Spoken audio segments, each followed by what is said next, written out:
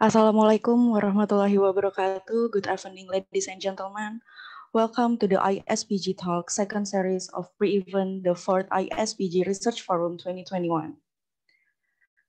The Honorable, the President of Ikatan Ahli Geologi Indonesia, Mr. Burhanuddin Nur, and also all the dearest participants of this event. ISPG, or Indonesian Society of Petroleum Geologists, is a sub-organization of Ikatan Ahli Geologi Indonesia that is focused as a forum for scientific discussion and networking for Indonesian petroleum geologists. My name is Jihan Hardianti Arif as your master ceremony on this event. On behalf of all of committees, I would like to appreciate you all for joining this event. Tonight, we are proudly present to you the ISPG Talk second series with the theme Interpretation Uncertainty in the Mind of Young Geoscientists, Case Study of Fluvial Environment of Deposition, for discussing and find common solutions of some interpretation uncertainty. For a brief moment, we would like to invite you to rise and sing Indonesian National Anthem, Indonesia Raya.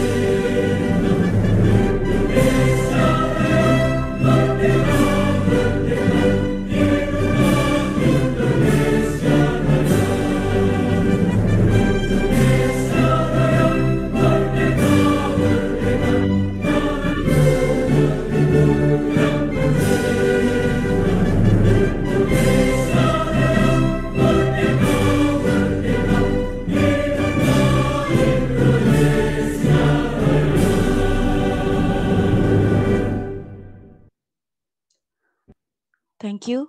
Let's continue to the next part. I will explain to you about our standard operational procedure of this event.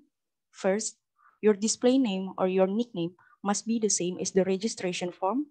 Second, make sure your audio or microphone is on a mute mode during this event.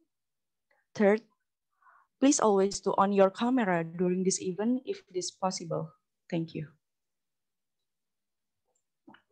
To start the main part of this event, let's listen to the welcome speech that will be delivered by Mr. Burhanuddin Nur as the President of Ikatan Ahli Geologi Indonesia. To Mr. Burhanuddin Nur, time is yours.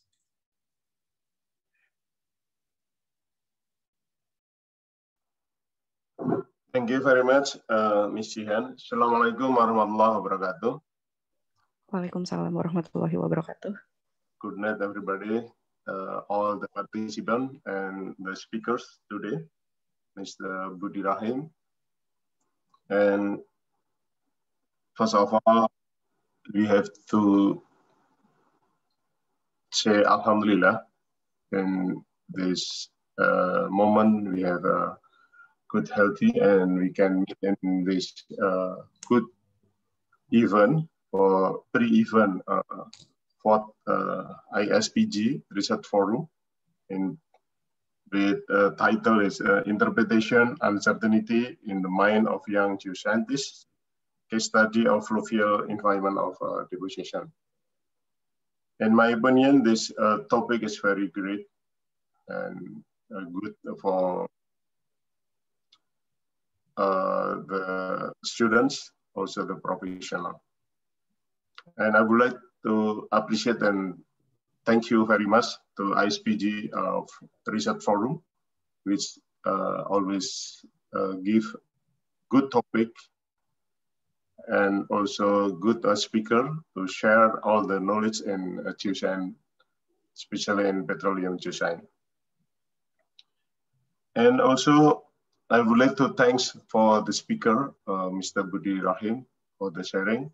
And of course, this pre-event should be continued in the event in the ISPG Research Forum for the next few days. Welcome to the pre-event forum and enjoy your time, leisure, and learning about the material. Thank you very much, Ms. Jihan, and hopefully this event continue and have benefits for all of us. Assalamualaikum warahmatullahi wabarakatuh. Waalaikumsalam warahmatullahi wabarakatuh. Thank you, Mr. Burhanuddin, for the speech.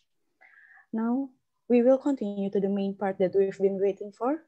The material of discussion will be delivered by Mr. Budi Rahim Permana, ST, MM, MSI, MT. But before we start the discussion, I would like to ask for permission to switch my speaking language to Bahasa Indonesia. Thank you. 1, 2, 3. Baik, terima kasih atas pengertiannya. Saya akan mengenalkan pemateri kita terlebih dahulu.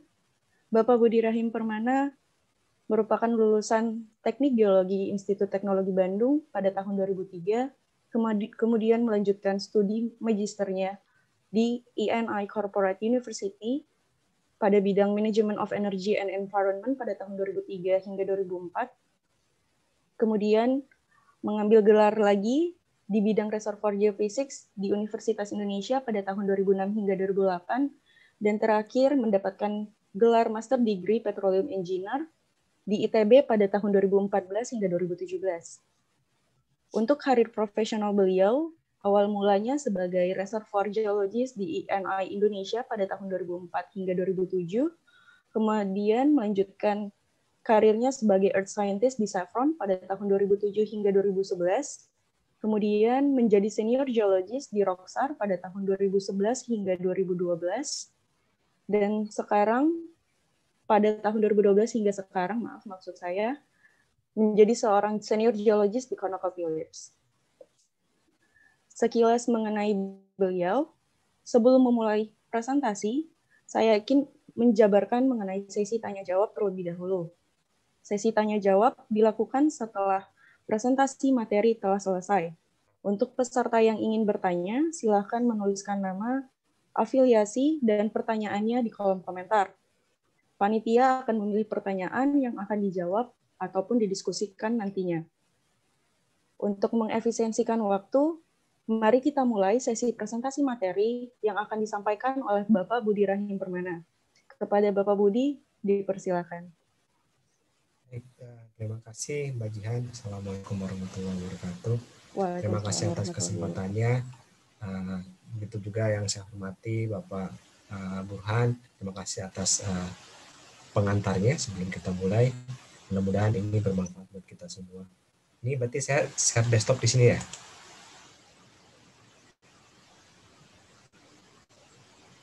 Mbak Jihan, saya share desktop atau? Ini Pak Fauzan, share screen, Mas. Sudah bisa, Pak Budi? Sudah? Sudah kelihatan? Sudah terlihat, Pak. Sudah, Mas. Oke. Slideshow.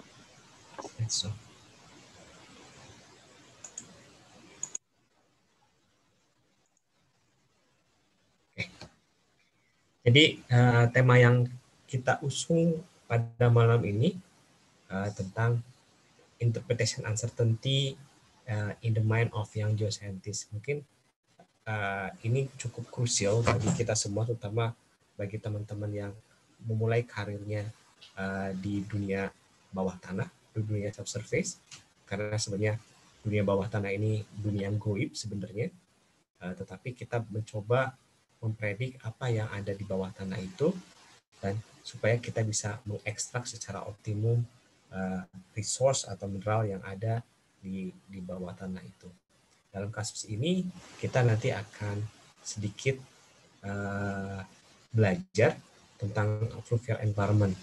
Jadi kita bisa lihat bagaimana sih harusnya kita bersikap dalam hal menginterpretasi barang geologi ini yang ada jauh di bawah tanah itu, sehingga kita bisa memperkirakan bagaimana keberadaannya.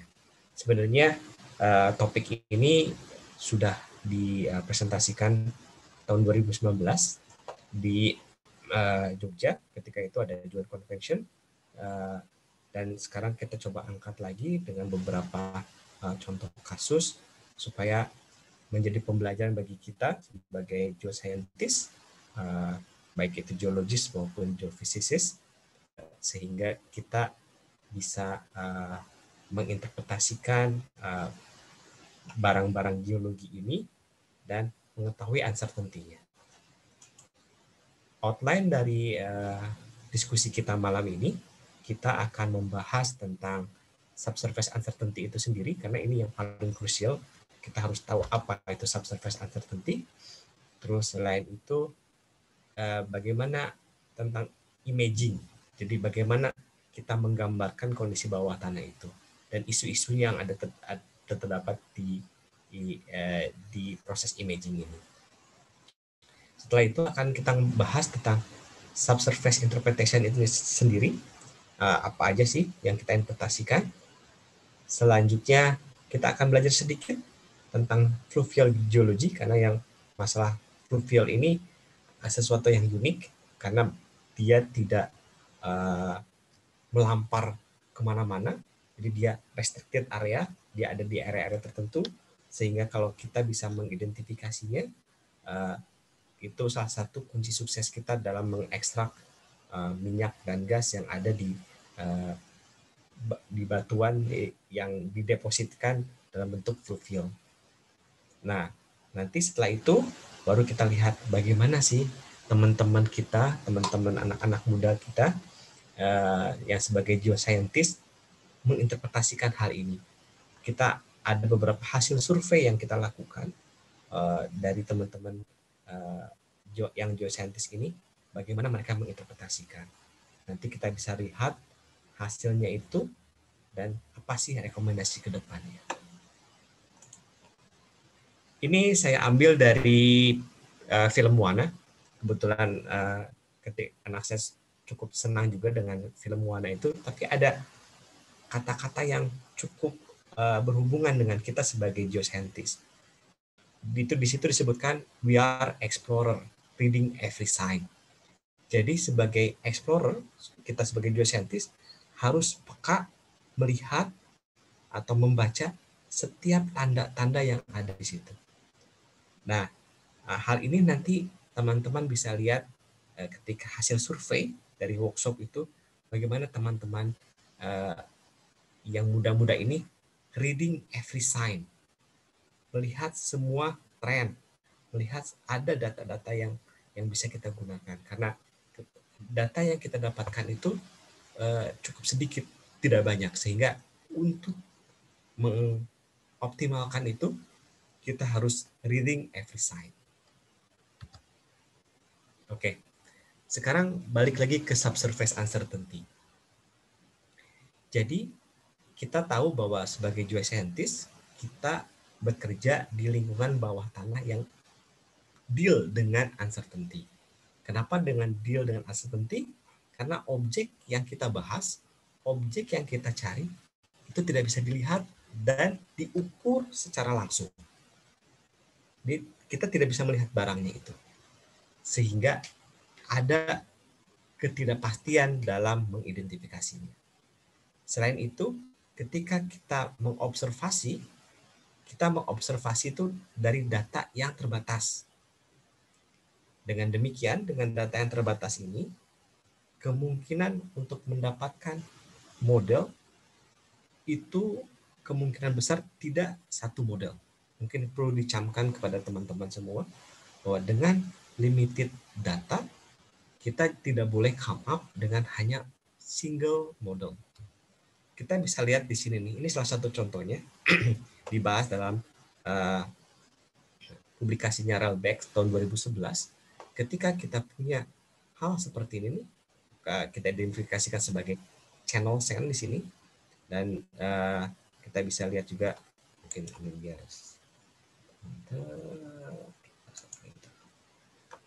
nah kita bisa lihat di sini interpretasi secara lateral itu bisa berbeda-beda, bisa seperti ini, bisa juga seperti ini, bisa juga seperti ini. Ketika datanya limited, possibility itu harus diungkapkan sebanyak-banyaknya, how to say. Jadi kita ungkapkan semua possibility yang ada. Jadi subsurface uncertainty itu harus kita ambil untuk mengantisipasi kalau adanya hal-hal yang tidak baik atau hal-hal yang membuat itu buruk, sehingga kita ada resiko keekonomian nantinya. Dalam hal ini, kalau kita bisa lihat tuh ada berbagai macam model ini, kita harus capture itu dalam range. Kalau nanti ke ekonomi, dalam range volumetric, dalam range production profile nantinya. Karena production profile model ini, dan model ini akan berbeda. Dan dengan model seperti ini, kita butuh banyak sumur untuk mengeksploitnya. Tapi kalau model seperti ini, di mana si channelnya adalah continue, kita bisa exploit minyak dan gasnya hanya dengan beberapa sumur. Begitu. Tapi sebenarnya kita tidak tahu barang ini seperti apa. Kita hanya mengobserve dari data-data yang terbatas itu. Oke. Jadi terus apa aja sih yang berkaitan dengan subsurface uncertainty, terutama bagi kita ya, bagi kita geoscientist? Minimal ada 2 hal yang berkaitan dengan subsurface uncertainty. Yang pertama adalah geological variability. Apa sih geological variability? Yaitu hal-hal yang berkaitan dengan dimensi seperti ukurannya dan arah. Itu geological variability untuk kita observe. Jadi kita ada uncertainty dalam bentuknya, dalam besar kecilnya, dan dalam arahnya. Selain itu juga kita memiliki subsurface uncertainty dalam hal data. Karena tidak mungkin kita mendapatkan data yang banyak atau data yang semuanya data dari populasi itu hal yang tidak mungkin gitu kan ya. Kecuali kalau kita dealing dengan open pit mining, mungkin itu lebih banyak data didapatkan. Tapi di dalam oil and gas, sampel yang kita dapatkan itu sedikit dibandingkan total populasi dan data itu sendiri. Selain itu kita aware juga ada measurement error. Jadi kalau teman-teman lihat, bandingkan ketika teman-teman ngebor dan dapat service company-nya, contohnya yang merah, terus nanti ngebor lagi dapat service company-nya yang biru atau yang hijau, coba teman-teman lihat bahwa secara tidak langsung measurement-nya itu tidak exactly the same gitu kan ya. Makanya nantinya ada yang istilahnya nama gambar renormalisasi, terlepas dari pro dan kontraknya ya tentang gambar renormalisasi. Tapi secara measurement dari vendor-vendor yang ada itu tidak sama. Contoh lain adalah ketika kita deal dengan biostratigraphy. Interpreter yang satu dengan interpreter yang lain mungkin agak berbeda dia memandangnya. Sehingga kalau kita dealing dengan banyak data dari beberapa interpreter, kita harus cukup hati-hati di situ. Karena di situ ada sampling bias, ada measurement error juga. Oke, ini salah satu contoh yang ada di blog B, di mana ini seismik yang kita dapatkan dari seismik offshore. sudah cukup terkenal lah kalau seismik di offshore itu biasanya kualitasnya jauh lebih baik daripada seismik di onshore. Dan setelah di retrieve seperti ini, kita bisa lihat feature geologi, di mana di sini kita bisa melihat meandering system ada di sini. Kalau seperti ini indah dunia lah ya, karena reservoir geometrinya relatif kita bisa ketahui sehingga uncertainty-nya kita bisa reduce. Hal ini kita bisa dapatkan kalau kita punya 3D seismic data dan seismic datanya pun dengan kualitas yang bagus atau less noise, dan seismic frekuensinya bisa nge-resolve ketebalan dari reservoir yang kita inginkan. Kalau semuanya seismik seperti ini, indah dunia lah. Mungkin geologis nggak akan kepake lagi. Tapi pertanyaannya gitu kan di sini, apakah semua seismik bisa mengidentifikasi geometri dari reservoir itu? Nanti kita lihat di presentasi selanjutnya. Dealing dengan imaging teknologi.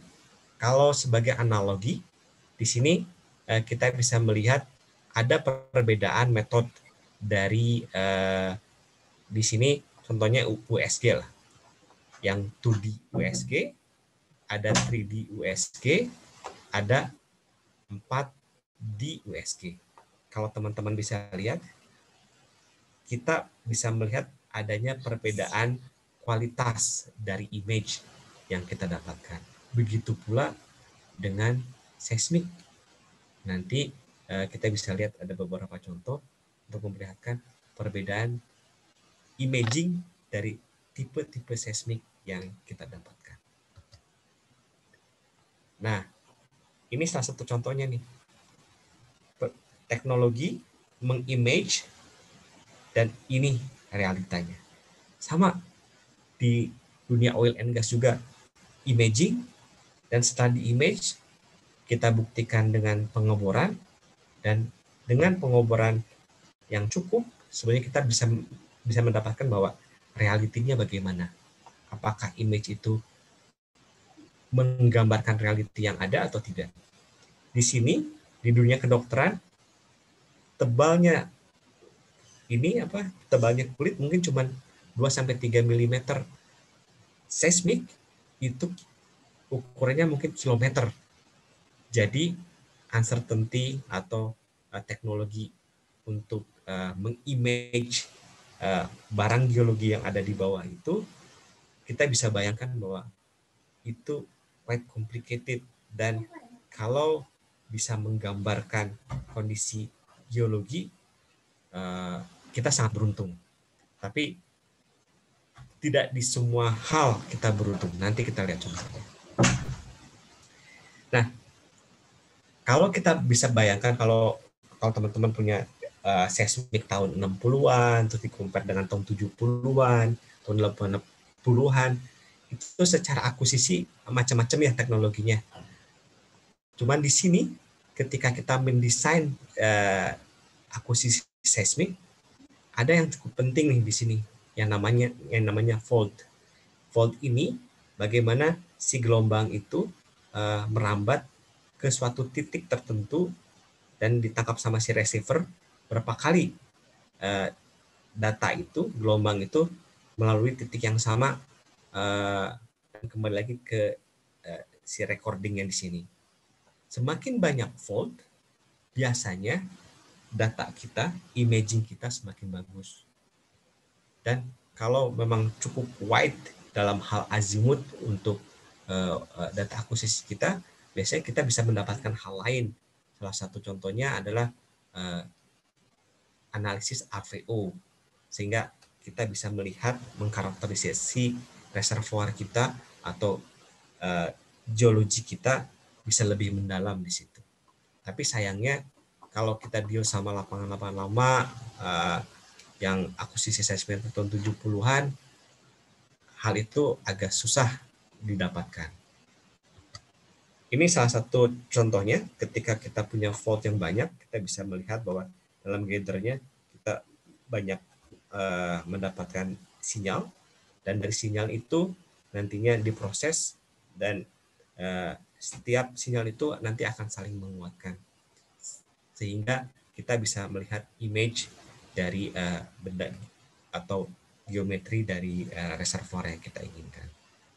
Jumlahnya volt nanti kita bisa lihat, kita bisa melihat gambaran bagaimana perbedaan image dari volt yang sedikit dengan volt yang banyak.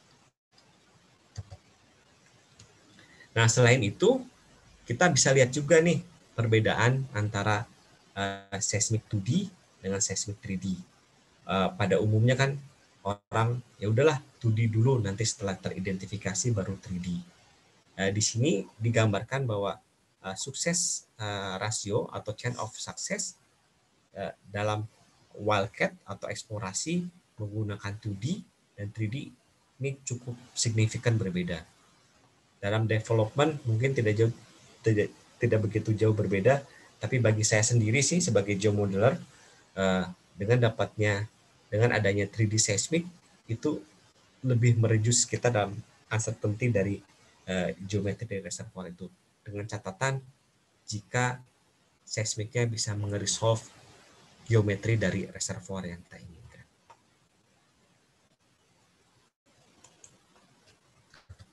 Nah, ketika kita punya barang yang kita bahas tadi yang tentang field system, atau dalam hal ini misalnya ada channel system, dengan bantuan 3D seismic diharapkan bahwa kita bisa menggambarkan ini semua. Sehingga ketika kita melakukan pengoboran infill untuk mendapatkan produksi lebih atau untuk mengimprove recovery-nya, kita bisa mendapatkan spot yang terbaik dibandingkan dengan data yang kita dapatkan hanya dari 2D seismic. Kita bisa melihat mungkin dari 2D seismic, oh ya ada gambaran channel nih di sini, tapi kemanakah dia akan berkoneksi, itu jadi pertanyaan lagi gitu kan ya. Nah, disitulah dengan 2D ini uncertainty kita dalam hal geometri akan semakin besar di sini dibandingkan kalau kita menggunakan seismic 3D. Ini salah satu contoh perbedaan 2D seismic dan 3D seismic dengan 2D seismic, di mana di 3D seismic feature-feature-nya akan lebih jelas jika dibandingkan dengan 2D seismic di sini. Sehingga kalau kita bisa nge-retrieve data lain dari seismic, itu memungkinkan kita melihat gambaran bagaimana geometri reservoir itu berada, arahnya kemana, besarnya kemana. Sekarang kita bahas dulu nih advantage-nya seismic. Nanti setelah itu kita lihat apa yang seismic bisa lakukan untuk membantu kita dalam hal mendefine geometri dari reservoir yang kita inginkan. Ini salah satu contohnya juga perbedaan 2D seismic data dan 3D seismic data. Feature-feature ini yang harusnya kita mapping, di mana di 2D seismic data agak susah untuk kita mapping. Kalau sekarang kita bisa compare, oh iya ini cuma beda dikit, tapi kalau yang ini saya ditutup, dan melihat ini, kita pun akan bingung bagaimana bagaimana kita menginterpretasikan data yang ada di 2D. Dengan 3D bakal semakin clear di sini. Ini salah satu contohnya. Kalau ini bukan perbedaan 2D dengan 3D, tapi perbedaan processing. Sehingga kalau kita punya data seismik yang lama, data 3D, mungkin dengan reprocessing itu bakal membantu kita untuk mendapatkan image yang lebih baik. Jadi ada option bahwa kalau kita ada seismik lama dan kita pengen mendapatkan lebih jelas lagi, salah satu cara yang bisa kita tempuh adalah dengan mereprocessing seismik itu. Di mana teknologi reprocessing sekarang mungkin cukup maju juga, dan hal itu bisa membantu kita dalam hal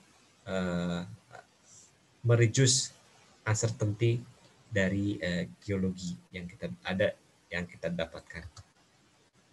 Ini juga sama. Ini karena beda vintage aja, dan ini sebelum direproses dan ini setelah direproses. Teman-teman bisa lihat di sini nih. Hal ini nih di sini nih, mungkin agak membingungkan, apa sih bentukan apa yang ada di sini. Ternyata setelah direproses bentukannya jadi lebih clear, lebih teratur, dan kita bisa lihat juga di sini lebih clear lagi, dan di sini lebih clear lagi. Gitu. Jadi salah satu cara untuk mereduce uncertainty kalau kita punya seismik lama adalah dengan cara memproses seismik tersebut. Nah, ini kalau kita punya seismik lama dengan fault yang sedikit dibandingkan dengan fault yang lebih banyak, teman-teman bisa lihat nih. Mungkin kalau di sini arah channelnya tidak begitu clear ya, kita bisa dapatkan. Tetapi semakin banyak fault ketika kita melakukan seismic akuisisi, si channel ini semakin clear. Ini semakin clear, dan ini semakin clear. Jadi cukup penting tuh untuk seismic akuisisi kita mendapatkan fault yang optimum dalam hal menggambarkan geometri di reservoir ini. Kalau kita gambarkan di sini, mungkin kita karena sudah melihat gambar ini, oh iya, ini channelnya ke sini. Tetapi kalau kita tidak ada gambar ini, hanya ini, mungkin kita bisa menginterpretasikannya ke sini nih. Ini mungkin suatu sistem lain, nggak tahu.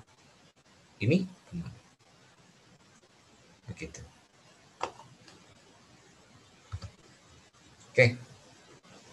Jadi seismik itu bisa membantu kita dalam hal mereduce uncertainty kalau dia punya good resolution. Sehingga kita bisa membedakan ini nih, dua barang ini. Good resolution dalam hal seismik berarti kita mempunyai high frekuensi dengan wavelength yang kecil. Tetapi seismik itu mungkin tidak cukup membantu kita kalau dia punya poor resolution, sehingga kita tidak clear, kita cuma ada bayang-bayang aja, ini kayaknya kayak gini deh, tapi apakah dia benar seperti ini atau kayak gini? Yang seismik dengan tipe kayak gini itu kita harus aware, dan kita mulai berpikir beberapa macam possibility dalam hal interpretasi. Karena dia poor resolusi, karena dia low frekuensi dan wavelength-nya cukup panjang. Sehingga beberapa reservoir yang tipis-tipis, yang quote-unquote tipis, dia tidak bisa terresolve dengan seismik seperti ini. Nah, jadi teman-teman harus aware kalau deal sama seismik itu bukan segalanya lah ya. Dia punya keterbatasan juga. Sehingga teman-teman harus aware bahwa frekuensi seismik kita di level-level tertentu itu berapa sih? Sehingga kita bisa dapatkan, oh, seismik saya hanya bisa nge-resolve misal cuma 50 meter. Berarti kalau kita punya sen 20 meter, itu tidak bisa terresolve. Terus selain itu juga secara lateral dia punya juga keterbatasan, bukan hanya vertikal. Secara lateral dia pun punya keterbatasan. Di sini kita hitung dengan namanya Fresnel zone. Jadi jangan dipaksakan juga ketika seismik itu below, kalau barang geologi kita below seismic resolution, kita harus berpikir lain. Apakah bisa kita reproses, bisa akuisisi ulang, atau kita tidak bisa melakukan hal itu. Ketika kita tidak bisa melakukan reprocessing dan reakuisisi ulang, berarti kita harus melihat possibility dari model yang akan kita buat. Karena anyway, jadinya barang geologi kita tidak kelihatan. Oh, kan ada sumur. Sumur kan satu dimensi. Yang kita butuhkan untuk deal dalam hal ini reservoir geometri, kita deal dengan 3 dimensi. 3 dimensi ini nantinya kita gunakan untuk menghitung cadangannya. Dan ketika kita menghitung cadangan dengan seismik yang low resolution, itu uncertainty-nya jadi nambah. Jadi kita harus aware itu sehingga kita bisa wise memberikan suggestion kepada company kita. Ini loh range of uncertainty kita. Ini loh range of volumetric kita. Gitu. Ini salah satu contohnya. Kalau teman-teman geologis yang senang ke lapangan bisa dengan detail dengan mengukur section demi section dan lain sebagainya. Tapi secara seismik itu mungkin hanya diwakili dengan 1 wiggle atau 2 wiggle. Jadi resolusi seismik secara vertikal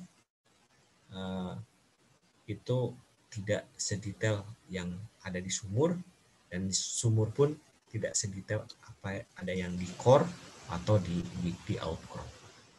Jadi ingat, walaupun dari awal ya seismik bisa membantu kita, tetapi dia punya keterbatasan sendiri. Dia punya resolusi yang berbeda. Dan bisa jadi di tempat-tempat yang brownfield, apa sih brownfield?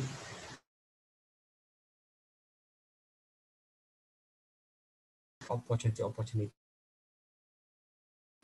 di mana si sand atau geometri dari reservoir itu cukup tipis dan tidak bisa solusi oleh seismik. Disitulah kita harus mulai memainkan atau harus aware dengan uncertainty dari geologi kita, uncertainty dari dimensi, uncertainty dari direction dari geobody yang kita punya. Oke. Jadi ini yang saya presentasikan di JCI 2019. Jadi kalau kita bisa lihat ya, jarang sekali paper-paper yang ngebahas tentang oh iya, seismik resolusi saya tuh poor resolusi sehingga saya tidak bisa menggambarkan reservoirnya. Jarang, karena memang paper jarang membahas yang quote and quote failure case gitu ya. Tapi kan biasanya kalau paper-paper banyak yang membahas tentang success story bentuk ininya dan lain sebagainya. Nah di sini pada saat itu saya melakukan survei ke beberapa profesional di sini.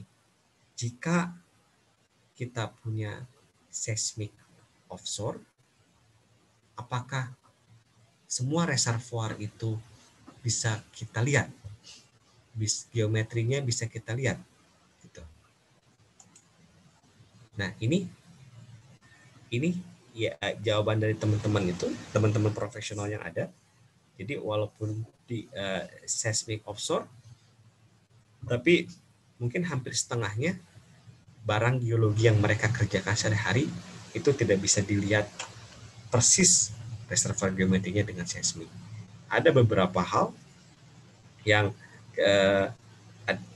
ada beberapa teman-teman yang dealing dengan seismic offshore itu bisa clear melihat geometri dari reservoir, seperti contohnya yang tadi yang saya sampaikan di awal, yang meandering sistemnya bisa kelihatan. Nah, lari ke onshore. Nah, kalau teman-teman deal yang dengan data-data onshore, mungkin bisa lihat juga tuh seismiknya. Ini yang bilang clear, bisa melihat barangnya, melihat reservoir geometri, ini sekitar 25%. Tapi sisanya either don't know atau memang not clear gitu. Jadi yang 38% ini memang tidak kelihatan. Ini yang lainnya ada remang-remang lah. bisa sih, tapi saya nggak yakin itu ke situ arahnya. Bisa sih, tapi saya nggak yakin bahwa besarnya si reservoir itu seperti itu. Nah, disinilah setelah kita melihat fakta yang ada, tidak semua reservoir geometri itu bisa digambarkan dengan seismik. Mungkin di paper-paper bisa melihat yang hal itu karena seismik resolusinya bagus dan reservoir yang adanya tebal dan lain sebagainya. Jadi note di sini adalah seismic data cannot identify all. Di sini all subsurface reservoir geometry. Di sini dengan demikian geoscientists needs to have a knowledge to build geological model and its uncertainty. Nah, geological model ini bukan berarti geological model harus bikin geocellular ya, bukan bikin geomodel yang pakai petrel, pakai itu, bukan hanya itu. Tapi kita bisa melihat bahwa geoscientist itu bisa build geological model, bisa dari gambar, bisa dari oret-oretan, tapi dari gambar-gambar itu dia bisa come up dengan beberapa possibility untuk mengcapture uncertainty.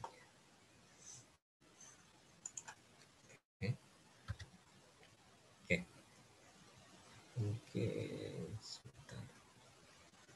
Nah, di sini ada yang bilang bahwa disebut dengan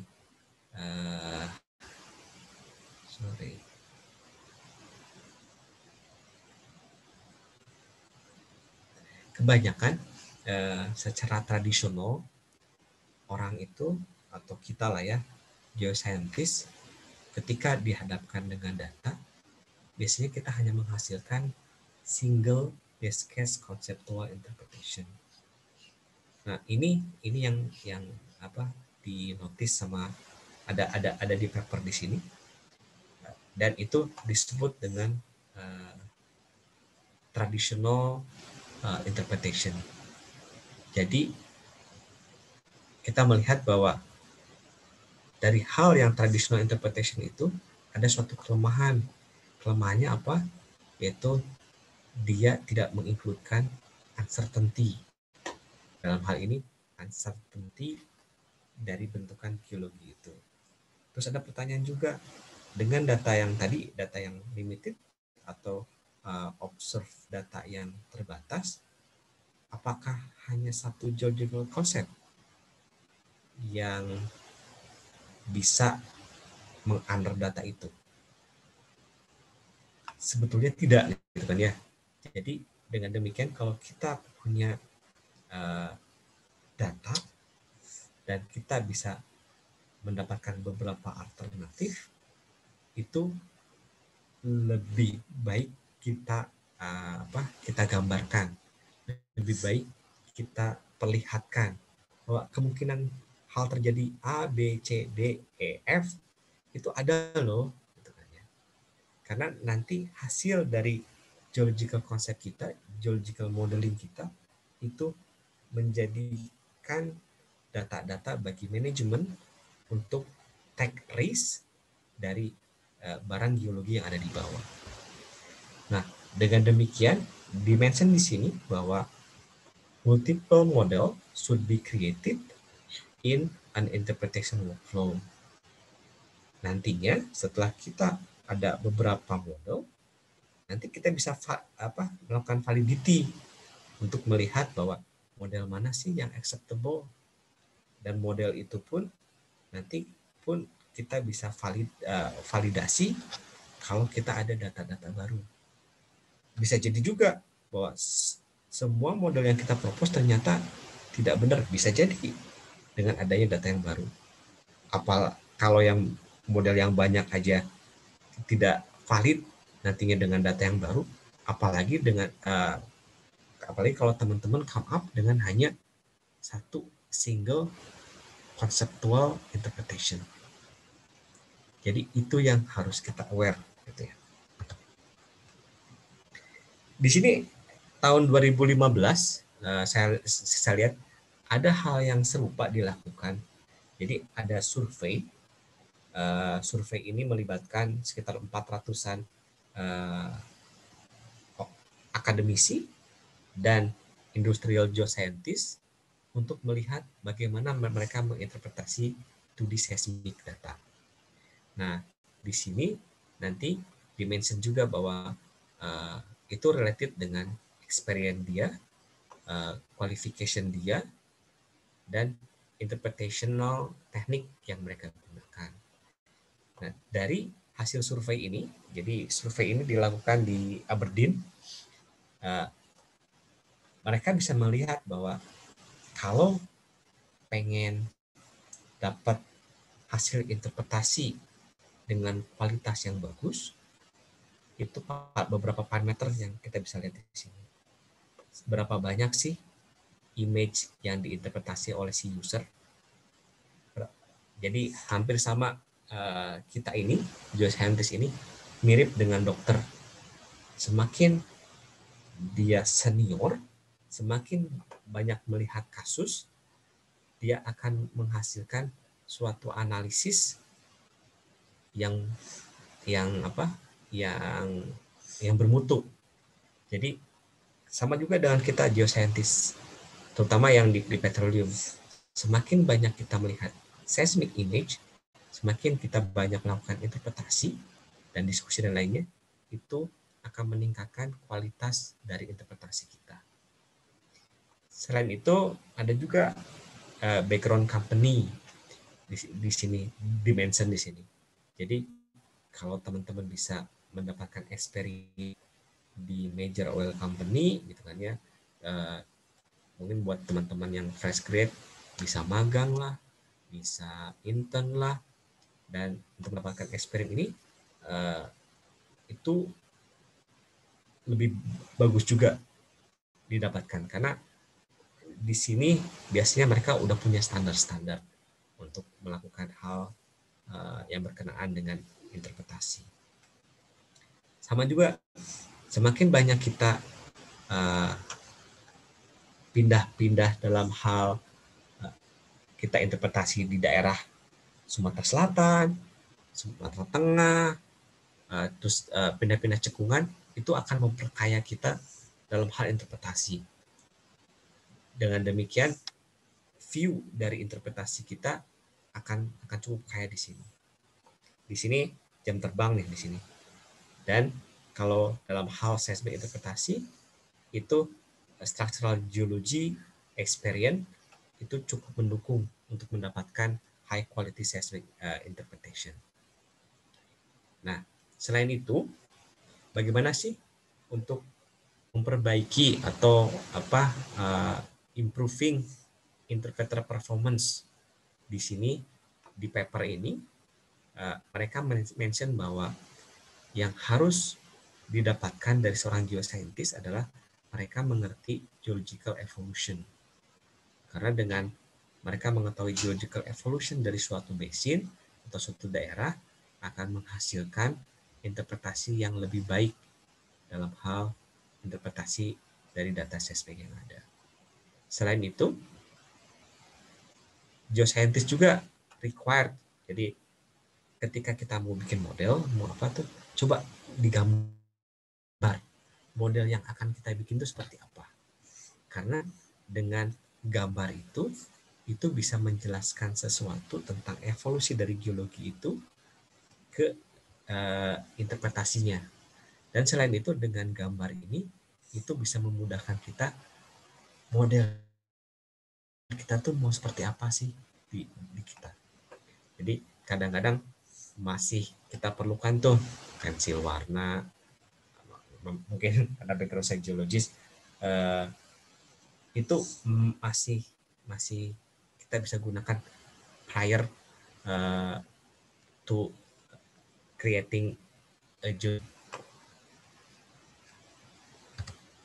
Nah, ini beberapa contoh di paper yang memperlihatkan bahwa traditional interpretation banget loh. Biasanya gitu, data sumur, habis data sumur, map, terus habis itu bikin map aja. Ini ada istilah bahwa tangan menentukan reserve.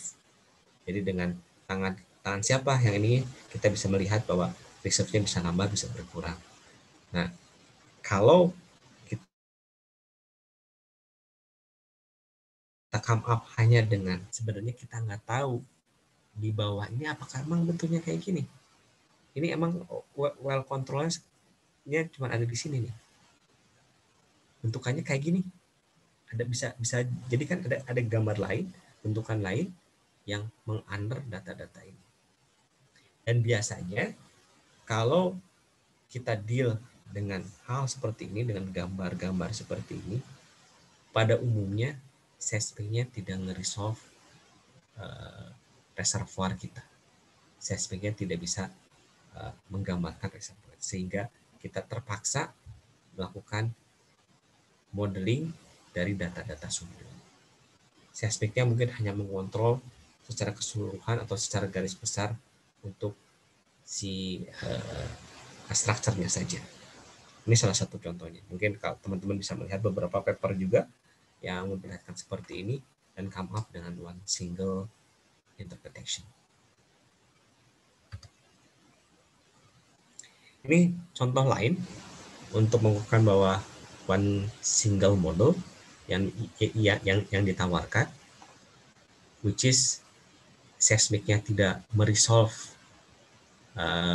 si reservoir kita, tetapi kita punya ada beberapa data, contoh di sini memperlihatkan bahwa dia ada perbedaan facies itu dibedakan karena memang secara pressure ada beberapa blok yang tidak berkomunikasi. Tapi apakah bentuknya cuma satu single bentuknya seperti ini? Belum tentu juga. Karena secara subsurface kita tidak tahu bentukan pastinya seperti bagaimana, harusnya kita vary. Kita bikin uncertainty dari lebarnya, dari arahnya, dan lain sebagainya.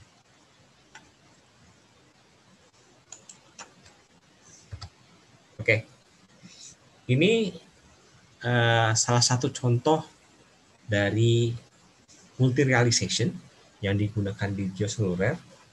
Teman-teman bisa lihat nih, poin datanya sama nih di sini. Tetapi realisasinya bisa macam-macam. Dan nanti ketika teman-teman simulasi, nantinya kita bisa melihat bahwa si recovery factor, reserve dari berbagai macam geological model ini bisa berbeda-beda. Dengan perbedaan itu, sebenarnya kita tahu, oh, range uncertainty saya dalam hal volume berapa, range uncertainty saya dalam hal apa? Dalam hal reserve berapa, production profile-nya, range-nya pun berapa. Karena ketika kita deal dengan sesuatu yang kita tidak tahu, kita harus come up dengan range, come up dengan minimumnya berapa sih kira-kira kita dapatkan, maksimumnya berapa sih. Nah, nanti setelah kita melihat minimum case, maksimum case, berani nggak kita untuk apa, kayak atau dalam hal ini manajemen berani nggak untuk mendevelop lapangan ini. Karena dia harus deal juga, kalau dia jatuh di P10 case, apakah dia masih untung, atau kalau dia jatuh di, dia ada threshold-nya harusnya setiap company. Dia kalau dia jatuh di apa, di low case, apakah dia masih untung atau tidak. Nah, ini di sini salah satu contoh yang dilakukan di papernya Lehi dan Skorstad di sini untuk melibatkan uncertainty dalam hal posisi dari fault. Kenapa sih? Apakah fault itu posisinya pasti di sini? Belum tentu juga. Kan teman-teman tadi lihat bahwa ketika kita ada seismic, itu ada vertical resolution, ada lateral resolution. Sehingga di sini dia pengen mengcapture uncertainty dari lokasi dari fault ini, uncertainty dari si surface itu sendiri. Gitu. Ini salah satu contoh yang pengen mengcapture si uncertainty dalam hal structural surface dan dari fault. contoh lain di sini. Dulu ketika dari seismik ini mereka bisa mendefine, oh bentukan reservoirnya seperti ini, bentukan secara umum ya. Terus setelah dapat ini, mereka modelkan, oh permeability modelingnya seperti ini. Tapi setelah diproduksikan, ternyata itu berkata lain.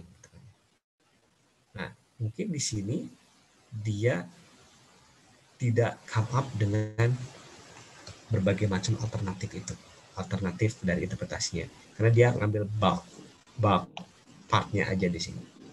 Tapi setelah ada data 4D, mereka akuisisi lagi seismik, ternyata tren permeability-nya itu bukan ke arah sini, tapi ke arah sini. Itu hal yang harusnya dalam hal ini front end loading itu, jadi kita tahu bahwa kemungkinan itu tuh, kemungkinan di bawah tanah itu seperti apa tuh harusnya di capture dari awal, dan kita notified bahwa ada possibility seperti ini loh. Kalau possibility seperti ini, nantinya development skenario-nya seperti apa. Oke, kita lari ke yang fluvial system. Fluvial system ini secara geologinya lah ya. Secara geologinya kan biasanya kalau fluvial system itu sistemnya kita ada channel di sini, dan si channel ini biasanya berfluktuasi. Kalau dia lagi banjir, airnya bisa sampai sini. Nah, nanti setelah di sini nanti ada dataran banjir lah di sini. Dataran banjir. Nah, secara geologi apa yang terjadi dalam suatu sistem fluvial, ada yang namanya single story. Dia cuma ada channel seperti ini, dan ada juga yang adanya migrasi, avulsion, jadi dia bergerak ke kiri, ke kanan, dan lain sebagainya. Ada juga channel yang ada multi story channel. Channel ini nanti di erosi dengan channel yang lain, dan dierosi dengan channel yang lain. Ada juga ada avulsionnya, ada multi story-nya juga. Nah, kalau kita hanya mendapatkan dari data satu sumur, bisa jadi fenomena ini tidak bisa kita lihat. Tapi kalau kita misalnya kita ekstrak dan seismiknya bagus, bentukan ini mungkin kita bisa lihat. Dengan bentukan yang bisa kita lihat dari seismik, kita bisa mendefine, memodelkan, dan nantinya kita bisa menempatkan sumur yang bagusnya di mana. Nah, kalau dia tidak punya data itu, bagaimana? Ya, balik lagi. Kita harus come up dengan beberapa skenario dari bentukan dari fluvial channel ini. Nanti kita ada yang data survei ke teman-teman yang fresh graduate sama yang tingkat-tingkat akhir, bagaimana mereka menginterpretasikan geometri dari sebuah fluvial channel. Nah, di sini ketika mereka ada gambaran dari map view dari si sistem fluvial itu, mereka juga di sini macam-macam ya. Ini biasanya digunakan sama kita geomodeler untuk bikin object based modeling. Oke lah, kita seismik nggak resolve, tapi untuk dibikin object based modeling, berapa sih lebar channel yang harus kita modelkan? Di sini beberapa satu contoh sih. Ketika kita punya channel tebalnya suatu channel di sumur, lebarnya berapa? Biasanya kita pakai beberapa equation. Di sini beberapa hubungan ditawarkan nih. Ada beberapa penelitian lah. Nah, kita bisa lihat nih hubungannya. Dengan hubungan yang seperti ini, kita bisa melihat bahwa oh iya, ada berbagai macam hubungan loh antara tebal channel dengan lebarnya channel. Dan kalau ketika kita apply dalam suatu geomodeling, kita bisa bikin beberapa realisasi berdasarkan relationship itu sendiri. Kalau teman-teman lihat nih, ini sama ini Memang secara tren sama, tetapi tidak exactly the same. Bandingkan lagi dengan yang ini. Ini tidak exactly the same. Gitu kan.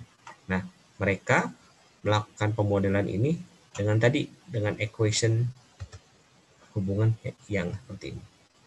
Kenapa mereka melakukan beberapa realisasi ini? Karena kita nggak tahu, karena mereka nggak tahu sebenarnya bentukan si channelnya bagaimana, lebar channelnya bagaimana. Maka mereka membuat ini jadi beberapa model, menawarkan beberapa alternatif untuk mengcapture uncertainty tadi. Jadi balik lagi note-nya, ketika kita tidak tahu, maka jangan come up dengan one single solution, tapi come up dengan beberapa alternatif. Dan alternatif itu menjadikan kita aware bahwa kita punya uncertainty dan volumetric uncertainty yang kita punya sekian. Ini contoh lain. Ketika kita punya suatu channel system di sini, mungkin secara seismik hanya kita bisa mendapatkan gross-nya. Tapi internal body-nya seperti bagaimana bisa come up dengan either skenario 1. Teman-teman bisa baca di sini. Dia mengikuti reservoir top, atau skenario 2 si hubungannya mengikuti reservoir base, atau skenario 3 di sini melihat bahwa following the internal slope. Jadi macam-macam nih, ada yang miring ke sini, jadi dia kayak sigmoid gitu ketika melakukan korelasinya. Atau skenario 4 proporsional aja ini seperti ini.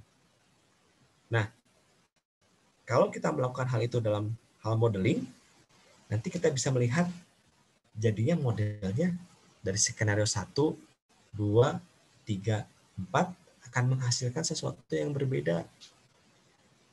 Contohnya di sini. Nih, ini skenario 1 nih, yang following top.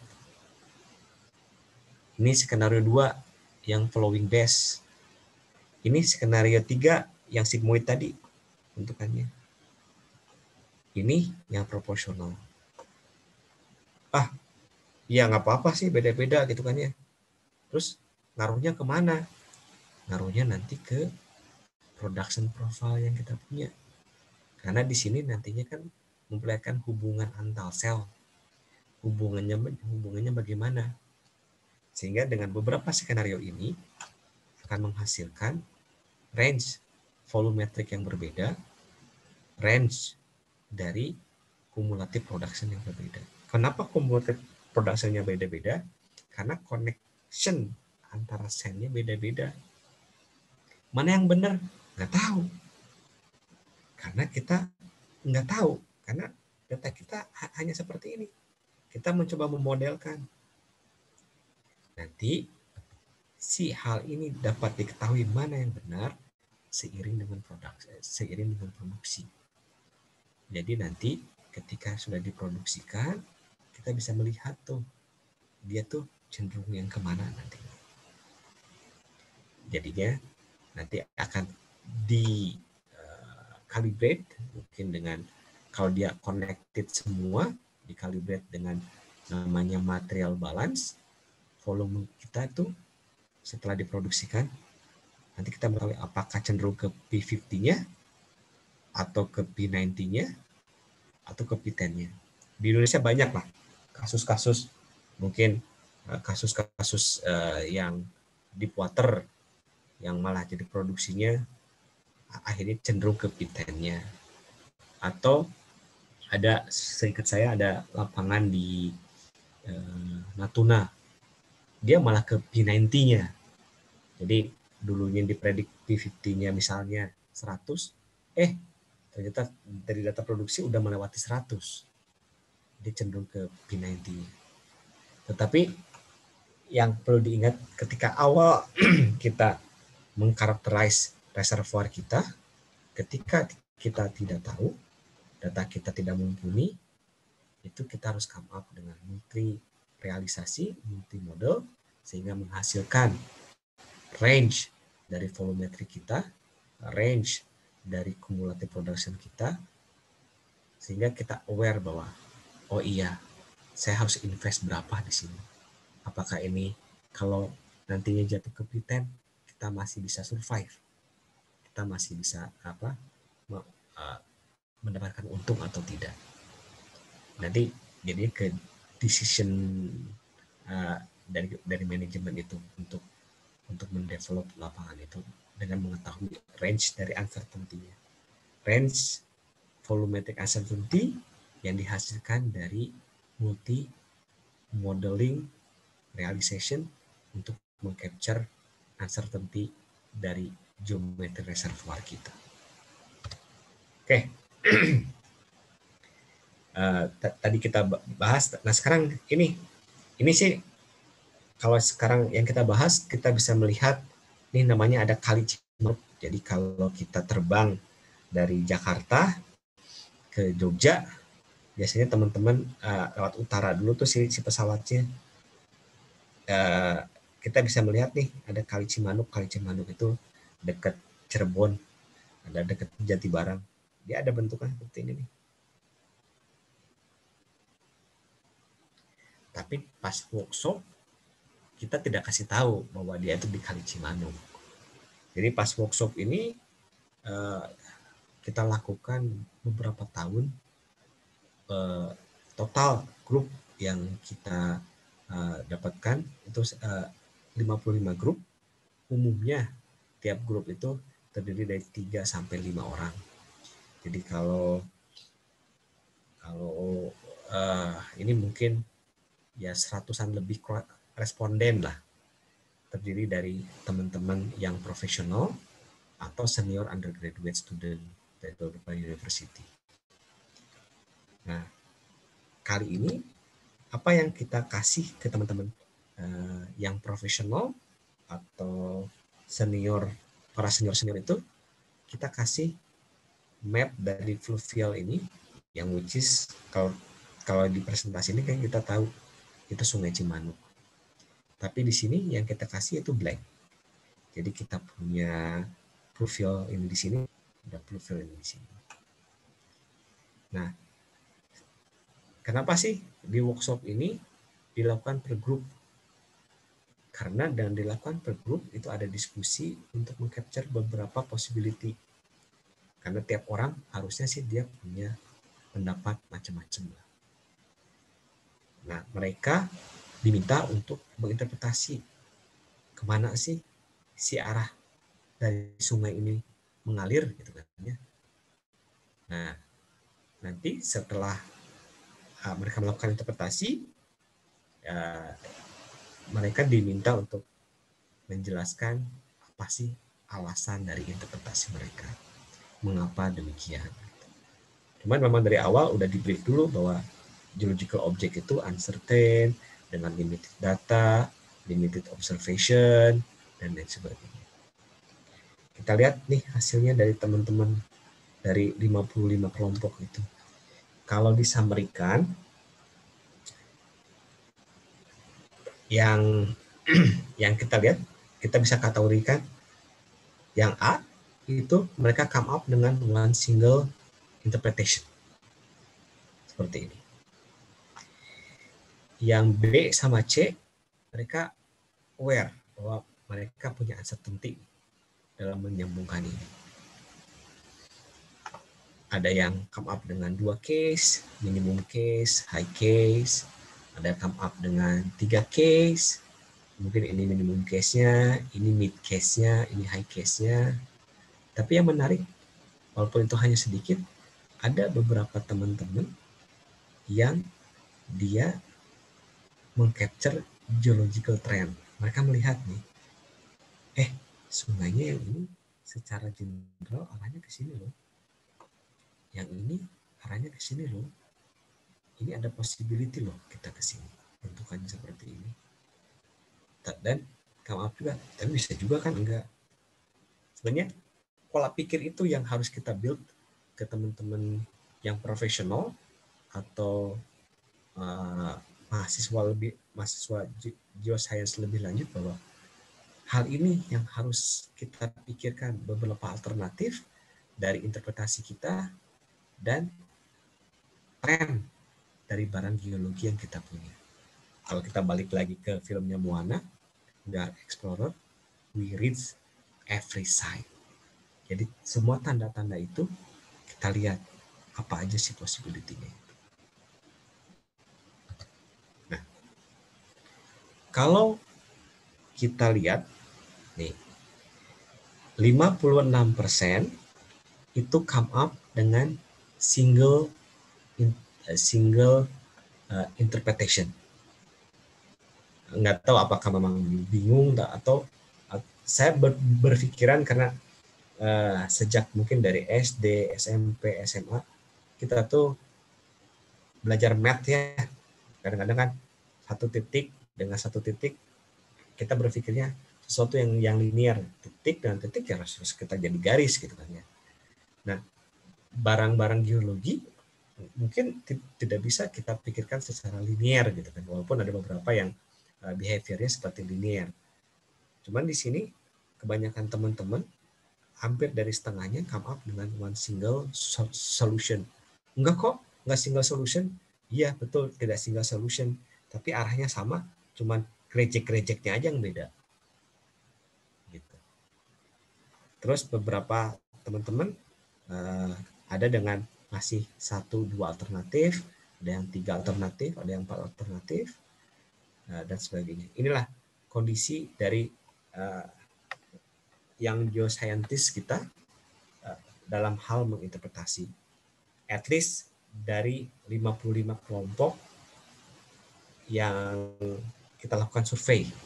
Jadi kita ada workshopnya dulu, terus setelah itu ada pengerjaannya, baru kita record dari survei ini. Jadi yang saya masukkan di sini itu semua result dari 55 kelompok ini saya gambarkan balik ke sini. Dan yang unik ini hanya mungkin hampir 20% atau 18% yang mereka using trend.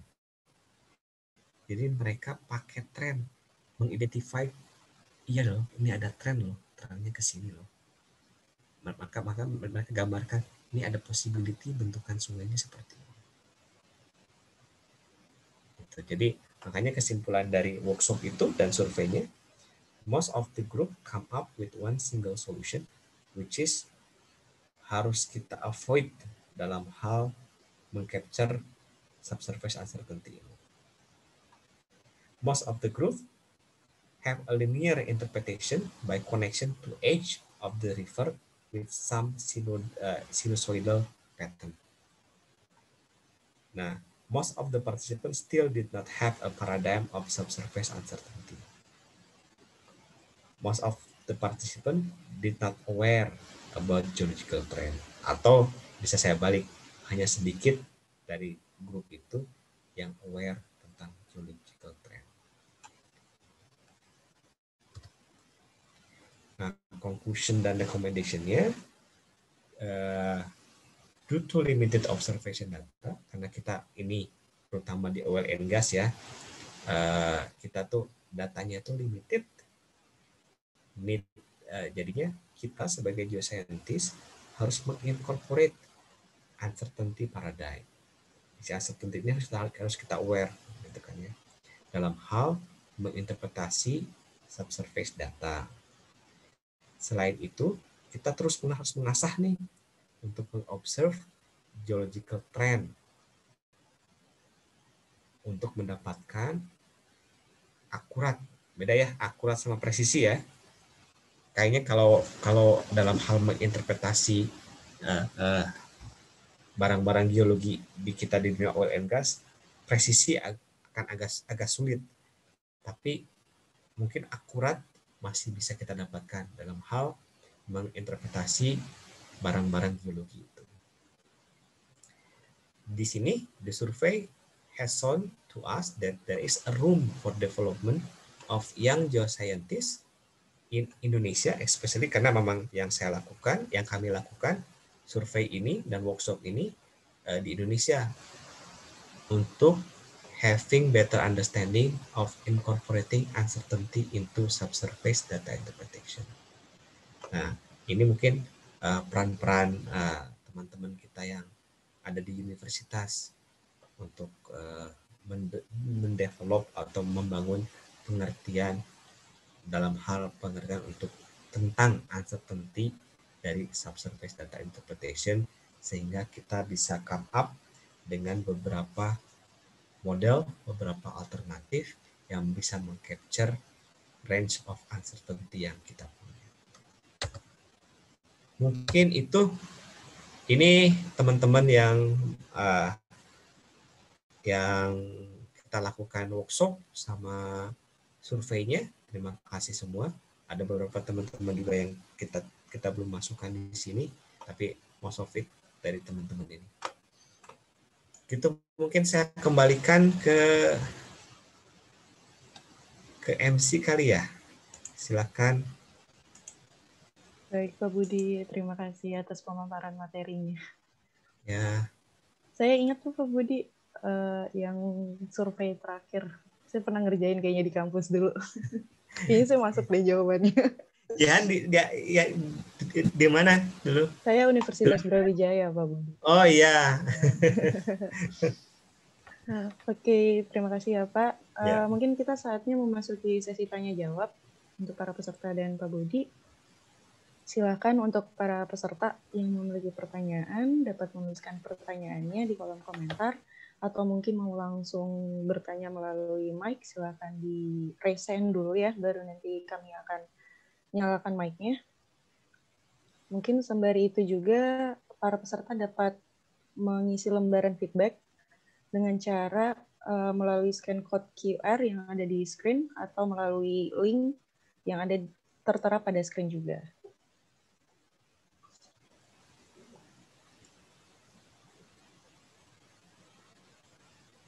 Oke, mungkin udah ada yang raise hand nih. Ke Mas Reza Satria. Boleh Mas, silakan kalau misalnya ada pertanyaan.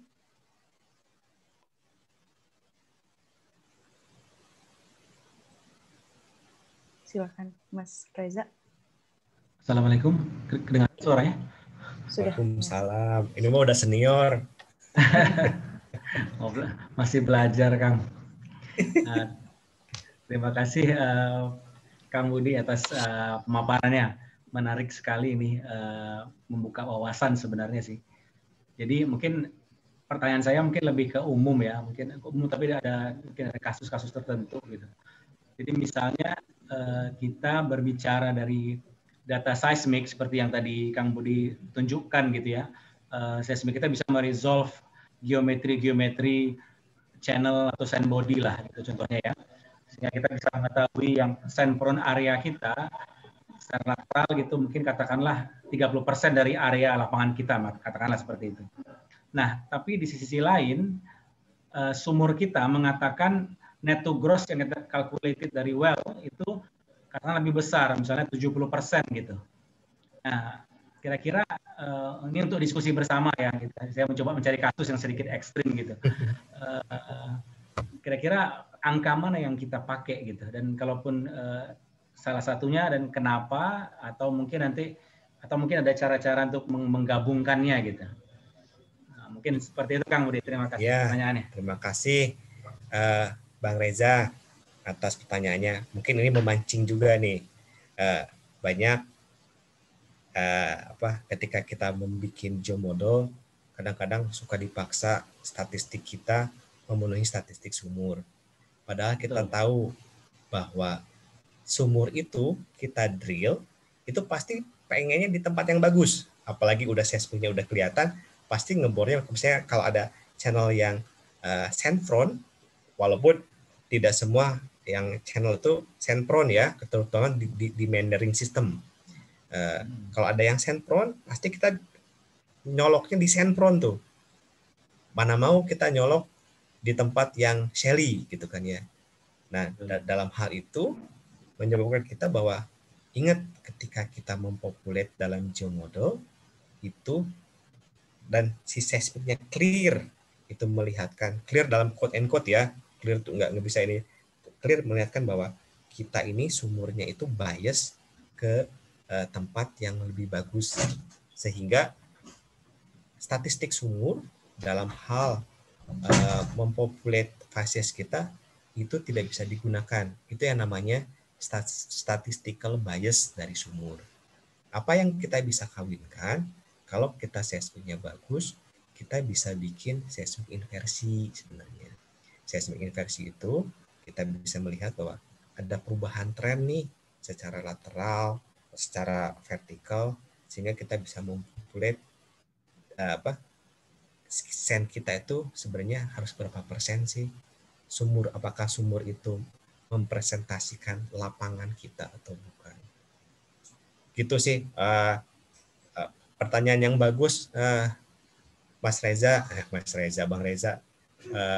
Itu buat teman-teman kadang-kadang suka ada yang mungkin quote and quote tidak mengerti geostatistik, sehingga ketika kita melakukan fasies modeling, kita paksakan si statistik kita sama dengan sumur, padahal kita tahu bahwa sumur itu bias dan kita ada data lain yang mendukung bahwa enggak kok, secara field itu harusnya 30% bukan 70%. Gitu. Ingat ke statistical bias ya, itu bahayanya di situ. Betul. Oke, terima kasih banyak Kang Budi. Terima kasih. Sehat-sehat saja. Alhamdulillah, aman. Alhamdulillah. Udah lama nggak ketemu. Iya nih, belum pulang hampir 2 tahun. jangan dulu lah, Za. Ini, Za. Ya. Lagi gaswat di sini. Iyalah. Semoga sehat semua ya teman-teman di sana. Amin. Lanjut, silakan. Terima kasih. Terima kasih. Terima kasih atas pertanyaannya Kang Reza. Ini selanjutnya ada dari Mas Bintang dari ITB. Berdasarkan yang saya simpulkan, uncertainty tergantung dari data availability dan interpretation skill masing-masing geoscientist. Bagaimana untuk kasus pada tahap eksplorasi, di mana data masih sangat sedikit atau bahkan tidak ada referensi dari lapangan terdekat, baik data sumur ataupun seismik, sehingga digunakan analog model. Pertanyaannya, seberapa penting kita menggunakan model analog dalam subsurface interpretation, mengingat tiap lapangan memiliki cerita geologi yang berbeda-beda, dan bagaimana cara memilih analog model yang sesuai? Terima kasih. Oke. Silakan. Ya, saya coba menjawab dari Mas Bintang. Jadi ketika data kita masih sedikit, maka kalau yang saya dapatkan dari guru-guru saya, berarti range kamu harus lebih wider. Range volumetrik kita harus lebih wider di situ. Terus bagaimana juga dengan penggunaan analog gitu ya. Jadi kita boleh menggunakan analog, tapi jangan terpaku dengan satu analog. Karena bisa jadi ada beberapa analog yang masih fit dengan data kita yang terbatas itu. Gitu. Dan ketika pemakaian beberapa analog itu nantinya akan menjadikan kita tetap tadi range volumetrik kita jadi wider. Nah, nanti seiring dengan bertambahnya data, range uncertainty harusnya jadi narrower, jadi lebih narrow. Gitu sih. Jadi tetap open mind, jangan menggunakan hanya satu analog. Kalau data kita masih bisa fit dengan beberapa analog. Mungkin menjawab Mas Bintang, kalau enggak ya silakan, kalau mau diskusi personal juga silakan kita diskusi. Bagaimana Mas Bintang, sudah terjawabkah? Boleh di feedback di kolom chat.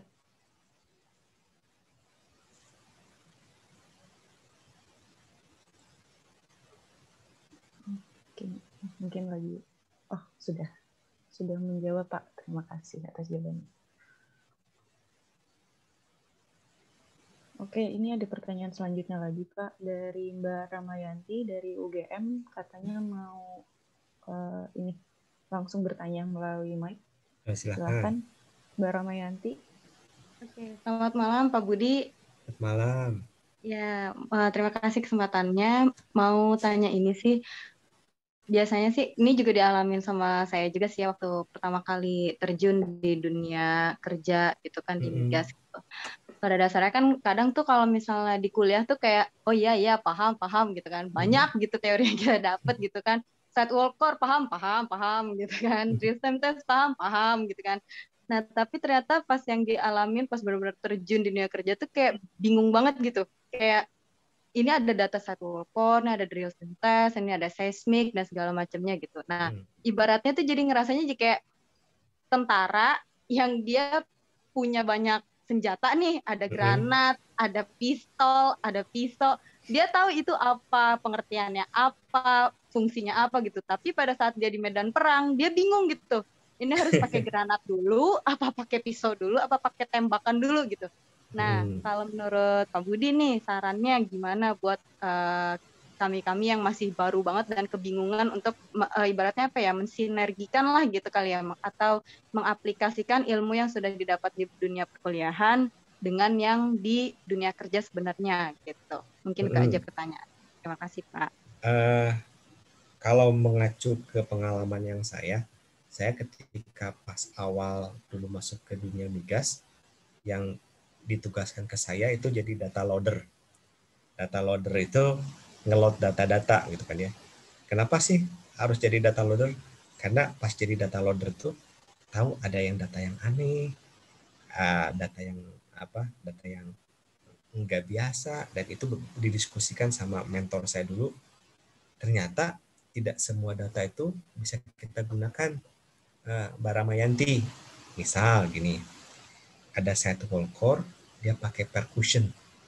Kalau kita terus bilang side wall core, wah iya nih, pokoknya log kita itu harus dikalibrasi sama side wall core. Ternyata side wall core kita pas kita baca reportnya, dia percussion. Apa sih percussion? Berarti dia itu ketika ngambil side wall core, dia ditembakkan impact, buk. Apa yang terjadi kalau kita kalibrasi petrofisik kita dengan si side wall core dari percussion? Itu nantinya kita overestimate, karena data yang side wall core dengan percussion itu bakal menambah porosity dan permeability. Jadi mungkin buat Mbak Ramayanti bisa bertahap pelajari dulu side wall core itu apa aja, dan mana yang bisa dipakai, mana yang enggak. DST itu apa aja, mana yang bisa dipakai, mana yang enggak. Karena bisa gini juga Mbak Ramayanti, DST. Saya mau misalnya mengkarakterisasi reservoir A. Ini ada DST-nya. Pokoknya permeability saya harus match dengan DST. Ternyata DST-nya commingle antara A dengan B. Maka bisa kita gunakan untuk mengkarakterisasi yang A. Jadi yang paling kita harus hati-hati pada awal itu menganalisis data-data yang akan kita pakai, apakah bisa kita gunakan atau tidak. Contoh lain, mungkin kenal RFT. RFT itu memang zaman Hubble, zaman dulu. Mungkin MDT, gitu kan ya. Nah, MDT itu kita harus cek kalau MDT yang supercharge, ada nanti tulisannya itu supercharge, biasanya dia seal-nya agak kurang bagus. Apakah data MDT-nya kita bisa pakai buat pengukuran pressure? Nggak bisa kita pakai. Nah, dari data-data itu Mbak Ramayanti, baru kita bisa tahu bahwa mana granat yang kita bisa pakai, mana enggak, mana pistol yang bisa kita pakai, mana enggak, mana meriam yang kita bisa pakai atau enggak. Minimal pada awal-awal bekerja kita bisa memilih, meng-QC mana yang kita bisa pakai, mana enggak. Karena tidak semua data itu bisa kita pakai. Contoh lain, ini saya juga belajar sih. Kita udah bilang lah, ini core plug, bukan SWC. Ada core plug, terus langsung kita pakai. Nah, pertanyaannya, mau mengkalibrasi total porosity atau mengkalibrasi effective porosity? Kita tahu dari mana harus mengkalibrasi total atau efektif? Kita harus baca reportnya. Kalau dia biasanya kalau di dry oven, kalau di dry banget itu berarti biasanya si clay-nya itu akan pecah-pecah. Sehingga kalau di lab itu biasanya menghasilkan nilai yang mendekati total porosity. Kalau di reportnya lihat bahwa di-treat si core ini dengan dry humid. Berarti kalau dry humid berarti si clay yang ada di core plug kita biasanya masih relatif utuh. Ketika kita alirkan hidrogen untuk mendapatkan porosity, biasanya itu mendekati efektif porosity. Nah, dari core pun macam-macam harus kita lihat. Belum lagi kalau yang si core handlingnya itu nggak benar gitu. Ada box dijatuhin aja, buk, udah. Jadi kita tuh benar-benar dengan data-data itu harus carefully kalau bisa baca reportnya. Kalau kita mengusulkan ke service company untuk analisis, kalau saya sih lebih sering bahwa ini tambahin prosesnya yang ini, tambahin prosesnya supaya nanti generasi gratis selanjutnya ketika menggunakan data dari lab itu dia tahu proses yang dilakukan apa, sehingga kita tahu dan mereka akan tahu bahwa ini bisa digunakan untuk apa, ini bisa digunakan untuk apa. Bertahap sih Mbak Ramayanti, tapi menurut saya sih dengan menganalisis data-data itu perlahan-lahan kita bisa tahu dulu bahwa datanya bisa digunakan atau tidak, datanya bisa digunakan untuk apa. Gitu. Mungkin bisa menjawab, atau kalau enggak mungkin kita bisa diskusi lagi Mbak Ramayanti. Oke, menjawab sih menurut saya. Jadi intinya sebagai seorang geologis itu tidak hanya ibaratnya belajar tentang poin-poin penting tentang apa itu set walker dan segala macamnya, tapi juga pada saat dia bekerja, kita juga harus paham gitu ya, ini proses pengambilannya, ibaratnya pengambilan datanya itu seperti apa, sehingga kita bisa mempertimbangkan errornya gitu ya. Jadi tidak semua data bisa kita gunakan kalau dia tidak diambil dengan proper. Oke. Oke, Ya. terima kasih Pak menjawab pertanyaannya, jawab sekali. Terima kasih. Selamat malam. Terima kasih Mbak Ramayanti untuk pertanyaannya. Oh, ini Pak, selanjutnya ada pertanyaan dari Mas Tauhid Aji dari Universitas Brawijaya. Dia minta tolong dibacain pertanyaannya, soalnya mic-nya lagi nggak bisa aktif. Seperti apa yang dimaksud dengan interpretation workflow? Dan apakah dengan data, teknologi, dan pengalaman dari interpreter yang sama menggunakan workflow yang berbeda akan tetap bisa menghasilkan model yang berbeda? Oke, jadi interpretation workflow biasanya tahapan-tahapan interpretasi yang harus dilalui si interpreter, macam-macam ya, simpelnya aja. Ketika kita deal dengan seismik, kalau kita ikuti Brown gitu kan, pertama kita harus mengidentifikasi dulu si seismiknya tuh phase-nya apa. Kita harus mengidentifikasi dulu polarity-nya apa. Dan setelah itu well to seismic tie. Nah, setelah well to seismic tie, nantinya tahapannya yang harus kita interpretasi itu peak apa trough. Nanti kalau peak itu maknanya apa. Jadi gitu tahapan-tahapan sebelum kita langsung terjun ke workstation, ceklak gitu kan ya. Jangan dulu gitu kan. Jadi memang ada tahapannya gitu kan. Interpretation workflow. Terus kalau nanti interpretation itu memang ada beberapa kandidat atau ada beberapa possibility, itu harus di note juga. Ini si horizonnya bisa ke atas loh, bisa ke bawah gitu kan. Nah, itu dari interpretation itu harus kasih ruang supaya ada beberapa alternatif gitu. Kalau memang itu ambigu ya, tapi kalau memang si seismic sinyalnya itu clear gitu kan ya, dia kemana-mana jadi regional marker, ya just follow it gitu, gampang. Yang menyisakan beberapa alternatif itu kalau sesuatu yang blur, sesuatu yang tidak pasti, nah itu baru kita harus come up dengan beberapa alternatif. Terus apalagi nih tadi Aji dan pengalaman dari interpreter yang sama menggunakan workflow yang berbeda akan tetap bisa menghasilkan model yang berbeda. Bisa kenapa enggak? Gitu karena Selain itu juga, misal kalau saya di geomodeling aja ya, modeling dengan SIS, modeling dengan truncated Gaussian, macam-macam itu bisa menghasilkan sesuatu yang berbeda gitu kan. Kadang-kadang kalau saya pengen menginikan variability-nya, saya coba attach dengan beberapa metode gitu kan, bukan hanya satu metode. Jadi metodenya berbeda tetapi si trennya sama. Itu bisa menghasilkan sesuatu yang berbeda loh. Gitu, karena metode itu dia mensimulasikan sesuatu dengan proses tertentu walaupun saya guide dengan soft trend yang sama. Itu bisa. Oke, terima kasih Pak Budi. Gimana Mas Aji? Udah terjawabkah pertanyaannya? Mungkin boleh di feedback langsung di kolom chat.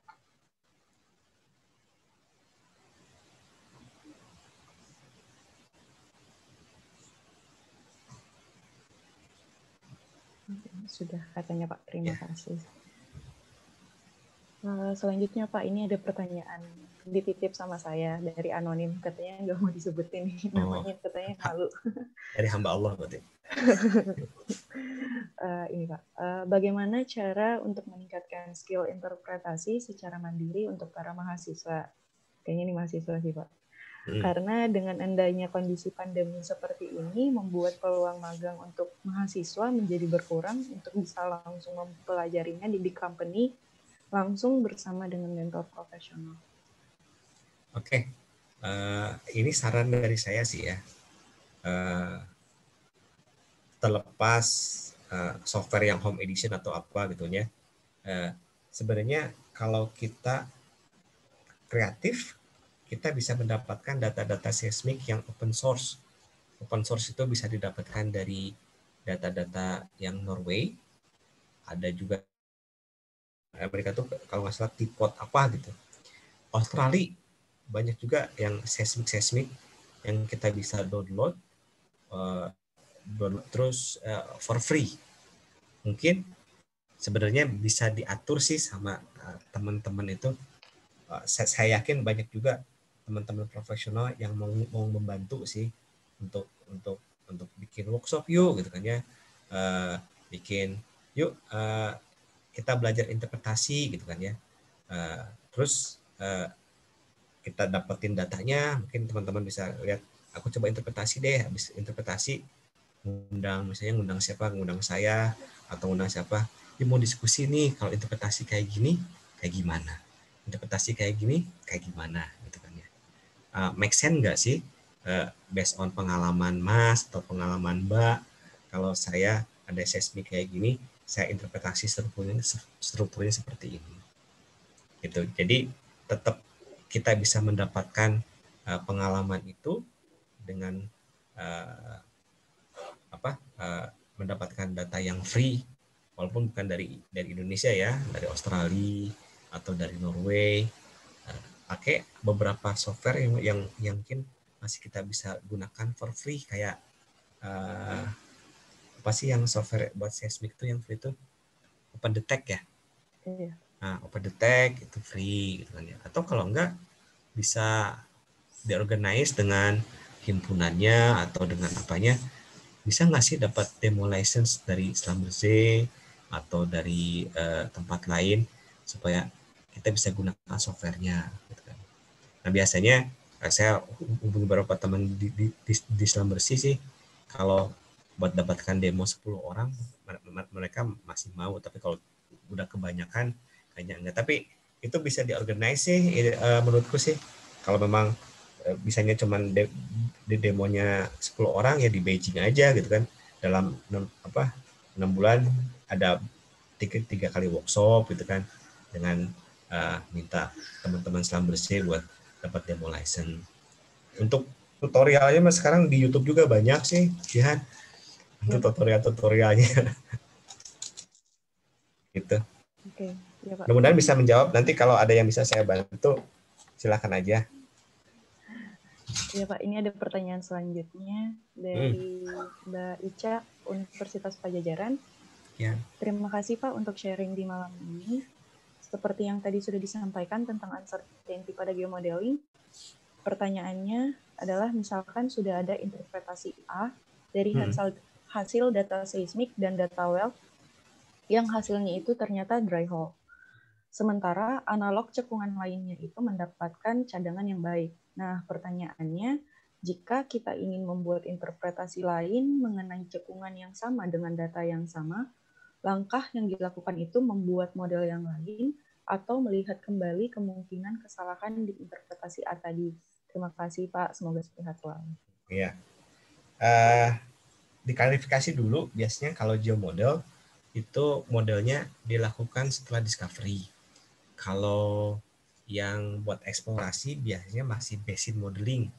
Basin modeling itu masih mengindikan bahwa memodelkan kitchen-nya di mana, terus nanti memodelkan si migration path-nya kemana. Nah, mungkin kalau ketika ada suatu proses eksplorasi dengan model yang lama, ternyata itu dry hole, sebenarnya bisa dua-duanya. Yang pertama bisa mengkoreksi model yang lama atau come up dengan new idea gitu kan ya, dengan ide yang baru. Contohnya ini aja, Cepu sebelum dibor sama Exxon dulu masih sama Humpus, ketika ngebor kan dry hole. Tetapi setelah Exxon masuk ke situ, dia come up dengan ide yang baru, come up dengan data yang lama, dengan ide yang baru, terus dia ngebor dan dia dapat, ya kan? Itu kasusnya Cepu. Berarti dia come up dengan ide baru. Terus contoh lain, ini Tangguh dulu awal dibor itu sama Philips, terus sekarang jadi merger sama Conoco, jadi Conoco Philips. Nah, Philips itu partnernya adalah Arco kalau nggak salah. Nah, Philips itu berpendapat bahwa targetnya itu di A. Ketika di drill dia dry hole, nggak dapet. Tetapi si Arco itu enggak, harusnya di bawahnya nih yang adanya. Tapi Philips gak mau buy in dengan ide itu, dengan model itu. Dan akhirnya Philips melepas share-nya di situ dan diambil sama Arco kalau nggak salah, diambil sama Arco. Dan apa yang dilakukan Arco di sumur yang relatif sama dekat, dia bor lebih dalam dan dapatlah itu. Padahal seismiknya pada saat itu nggak jelas, nggak kelihatan, tapi itu come up dengan konsep. Tapi konsep itu tadi balik lagi ada risknya ya, ada risk di balik itu. Tetapi come up dengan konsep yang baru, kadang-kadang dia menghasilkan sesuatu juga gitu kan. Tapi ada risknya. Contoh lain apa?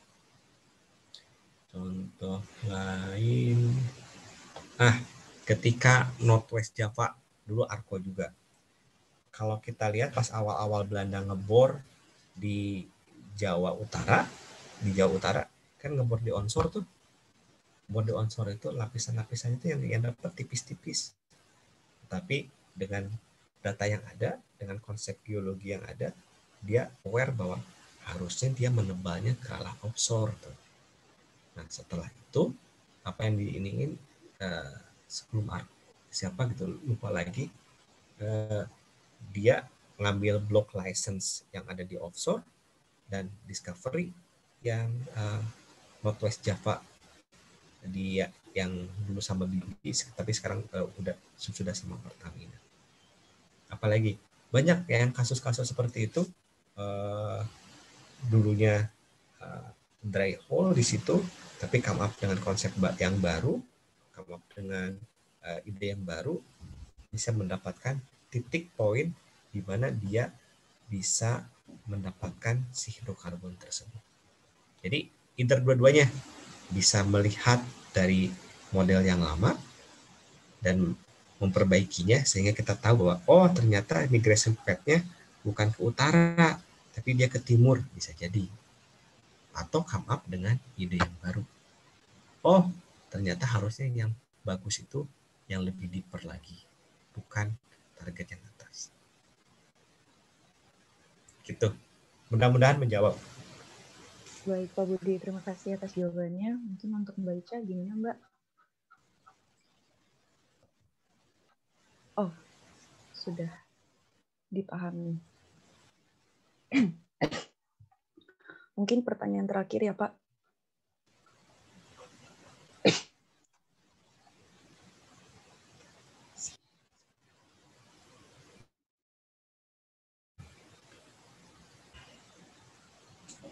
Ada pertanyaan lagi dari anonim, Pak.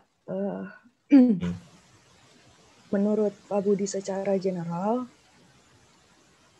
bagaimana kemampuan Young Geoscientist dalam melakukan interpretasi subsurface? Apakah ada masukan dari Pak Budi kepada Young Geoscientist, ilmu apa yang harus diperdalam dan dimiliki untuk menghasilkan interpretasi yang baik?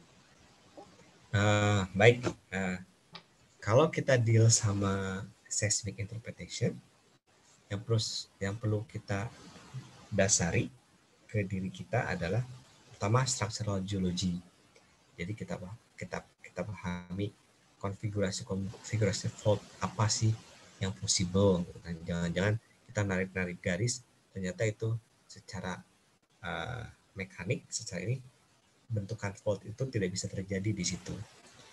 Terus harus kita dalami juga tentang sedimentologi. Sedimentologi itu tentang proses-proses dari sedimen itu sendiri. Balik lagi tadi, kalau kita deal sama fluvial channel di tempat cekungannya itu, di tempat fluvialnya itu, apakah most likely diendapkan sand atau shell? Itu juga harus tahu, karena jangan sampai kita menginterpretasi, oh iya ada channel, ternyata channel itu isinya clay plug, bisa jadi.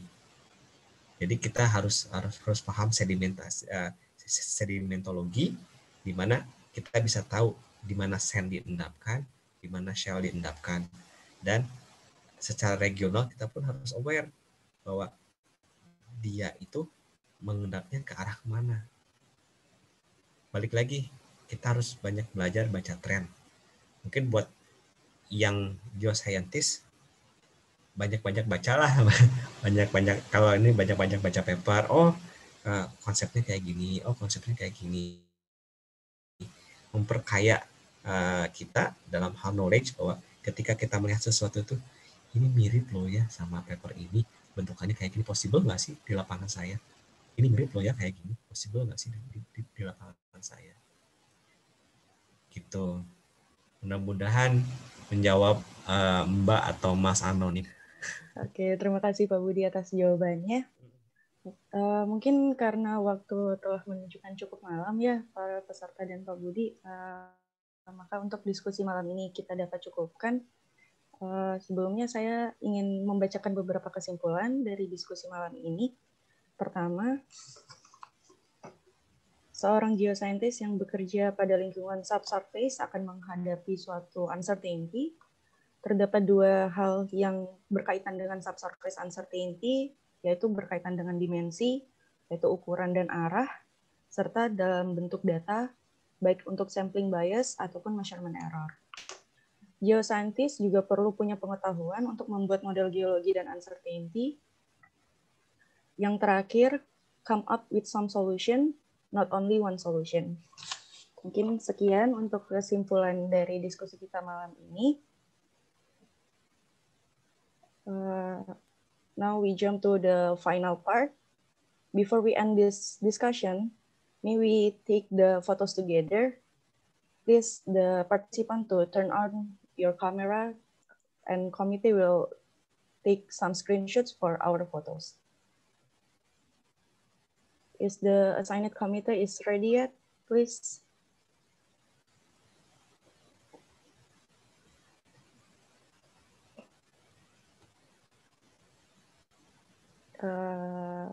If the committee is ready, I will give the assign. Okay, maybe we are ready, everyone. Please cheers together. Let's 1, 2, 3. hold on because the committee will screenshot some pages here. And maybe we try with another pose with this.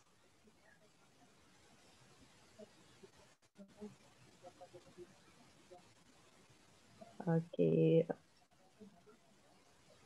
1, 2, 3.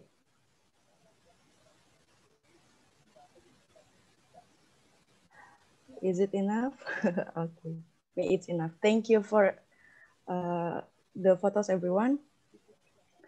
Before the closing part, I hope you all can give us a feedback by scan the QR code on screen, or maybe the existing link. Don't forget to follow the ISPG Instagram account at ID ISPGIAGI for updated information.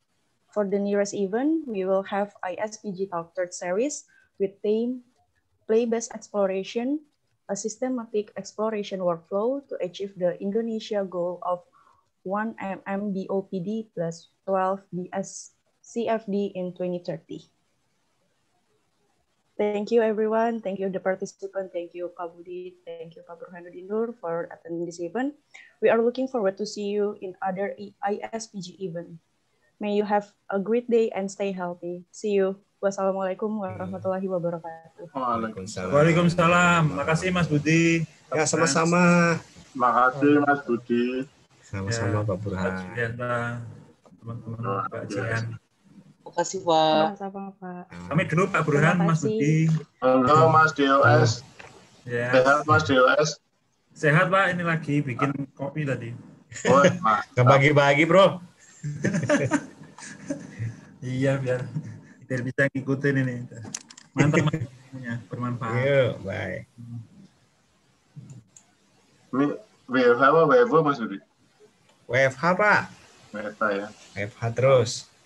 Hello Putri itu udah keluar dari situ ya? Enggak, masih. Masih ya?